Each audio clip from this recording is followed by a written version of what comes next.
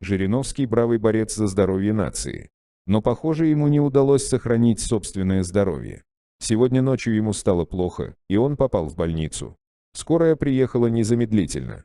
Его сразу же доставили в личную больницу Путина, где в данный момент работают лучшие врачи России. Путин также нанял работать сюда врачей из других стран.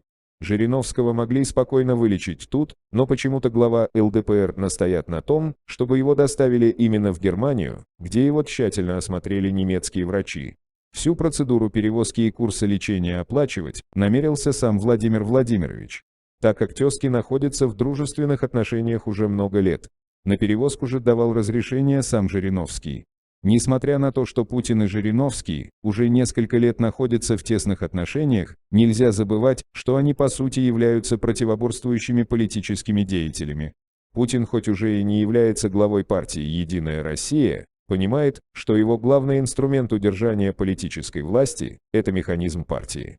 Поэтому мы считаем, что Путин видит угрозу в Жириновском, если кто-то из лидеров системных партий захочет помочь оппозиционному движению, это будет крахом для действующего режима.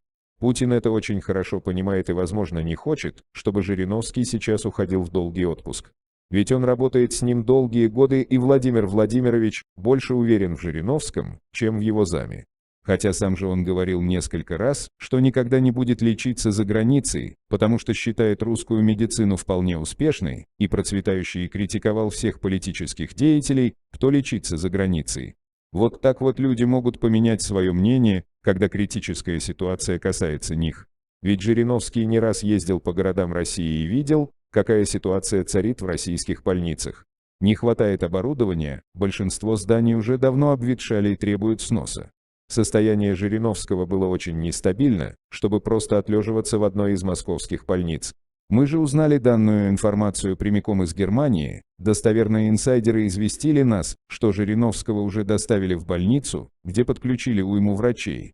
Не пожалели денег, конечно, на нашего народного весельчака.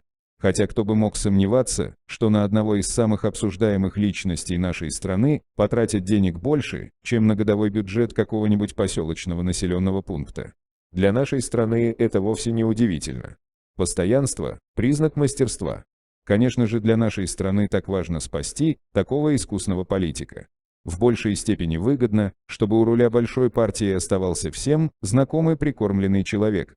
Также нам было известно, что Жириновскому к вечеру стало совсем плохо, и врачи говорят, что ситуация приближается к своему концу. По их словам, если бы Владимира Вольфовича доставили на несколько часов раньше, то ситуация была бы не такой плачевной. Сейчас же остается надеяться только на лучшее, так как на данный момент ничего сделать невозможно. Многие из врачей в Германии заявляют, что в России Жириновскому не была оказана должна медицинская помощь. Они уточняют. Если бы быстрее поставили диагноз и начали применять надлежащее лечение, все было бы намного проще. Как сообщалось ранее, Жириновский еще в российской больнице говорил, что ему совсем плохо, да и врачи подтверждали это по его жизненным показателям, но ничего не могли сделать, видимо, квалификации не хватает, что неудивительно, ведь все профессионалы своего дела уже давно поняли, что если хочешь прогрессировать, то надо уезжать из этой страны. В нашей стране уже давно забили на развитие медицины.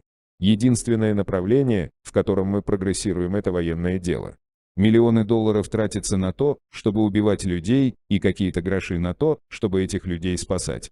По предварительным данным известно, что Жириновскому могло стать плохо после применения прививки от коронавируса, так как между двумя событиями слишком маленький промежуток времени.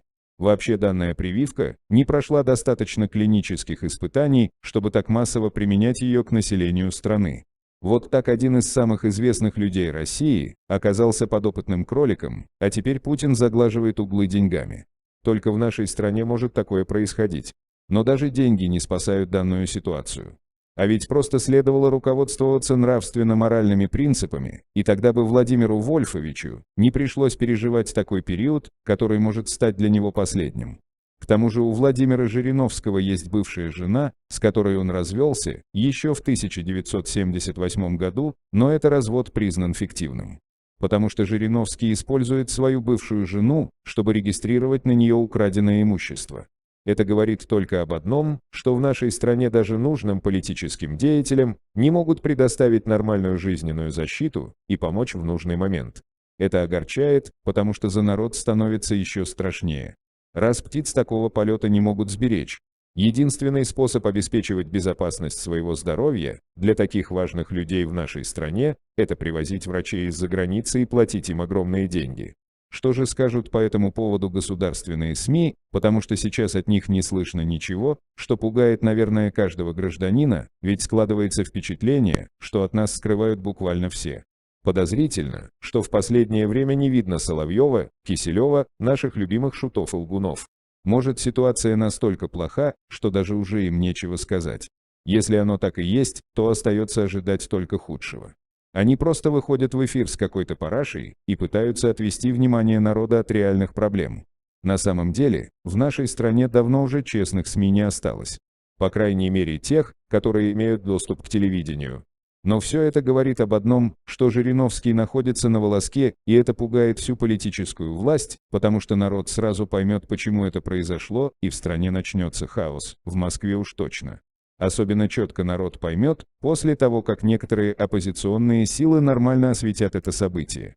Даже становится немного грустно от того, что мы больше не увидим скандальных высказываний, неподобающего поведения и постоянной ненормативной лексики от Владимира Вольфовича. Помните, как он жестко высказывался про Пугачеву и других звезд русского шоу-бизнеса? А все потому, что власть опять решила обмануть народ, но все обернулось не в их сторону, и теперь придется им все это разгребать.